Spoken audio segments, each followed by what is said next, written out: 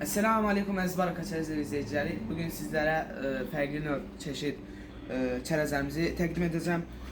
İlk öncəliklə qozlarımızı təqdim edəcəm. İlk növbədə çilinin qozu var. 16 manat 90 qəpiyə. İridir və çox dadlıdır. Daha sonra belə bir ləpə qozumuz var. 14 manat 75 qəpik. Sonra burada yerli qozlarımız var. 24 manat və 17 manat.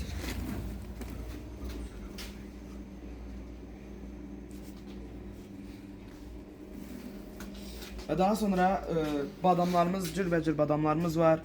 Belə bir iri badamlarımız var. Sonra Azərbaycanın yerli badamı var. Para badam var. Daha sonra qovrulmuş və duzlu badam da var. Ondan sonra xasimazın və xudatın olan yerli təmiz fındıqlarımız var. Biri 19 manata, biri 16 manata. Qarabə.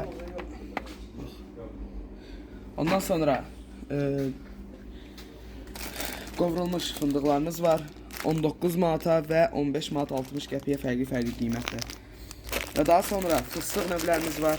Qovrulmuş araxız, duzsuz və duzlu adı nədir? Qovrulmamış və qabıqlı. Gəlin alın, razı qalın.